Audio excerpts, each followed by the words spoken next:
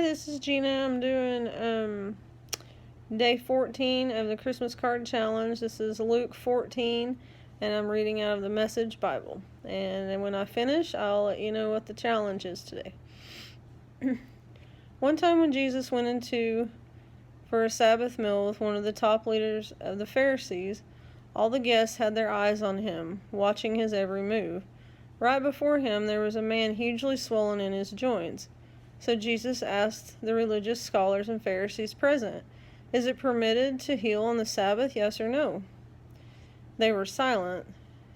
So he took the man, healed him, and sent him on his way. Then he said, "Is there anyone here who, if a child or animal fell into a well, won't rush to pull them out immediately and not ask whether or not it's the Sabbath or not?" They were stumped and didn't know what to say. He went on to tell the story of the guests around the table. Noticing how each one had tried to elbow their way at the place of honor, he said, "When someone invites you to dinner, don't take the place of honor. Somebody more important than you might have been invited by the host. Then he'll come and call you out in front of everybody. You're in the wrong place. The place of honor belongs to this man. Red-faced, you'll have to make your way to the very last table and the only place left.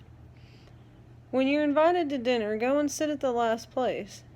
Then when the host comes, he may very well say, 'Friend, come up to the front.' That will give you the dinner guests something to talk about. What I'm saying is, if you walk around with your nose in the air, you're going to end up flat on your face. But if you're content to be simply yourself, you will become more than yourself."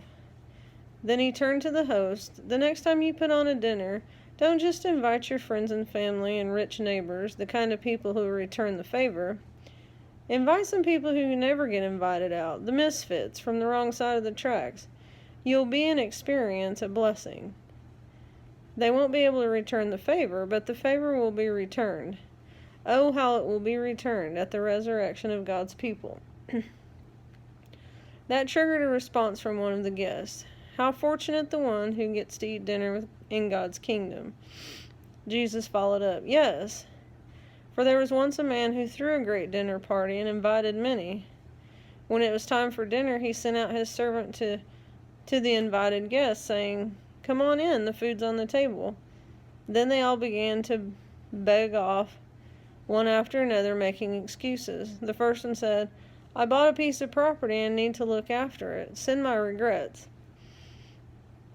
Another said, 'I just bought 5 teams of oxen and I really need to check them out. Send my regrets.' And yet another said, 'I just got married and I need to check on my wife.' The servant went back and told the master what had happened. He was outraged and told the servant, 'Quickly, get out into the city streets, collect all who look like they need a square meal, all the misfits, homeless, wretched, you can lay your hands on and bring them here.' The servant reported back, 'Master, I did what you commanded, and there's still room.' The master said, 'Then go to the country roads. Whoever you find, drag them in. I want my house full.' Let me tell you, not one of those originally invited to go is going to get as much as a bite at my dinner party."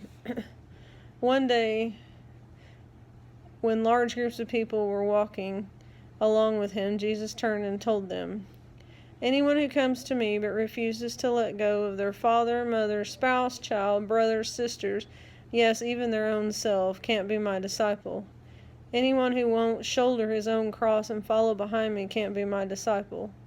Is there anyone here who, planning to build a new house, doesn't first sit down and figure the cost so you'll know if you can complete it? If you only get the foundation laid and then run out of money, you're going to look pretty foolish. Everybody passed by will poke fun at you. He started something he couldn't finish." Or can you imagine a king going into battle against another king without first deciding whether it's impossible with his 10,000 troops to face the 20,000 troops on the other side? And if he decides he can't, won't he send an emissary and work out a truce?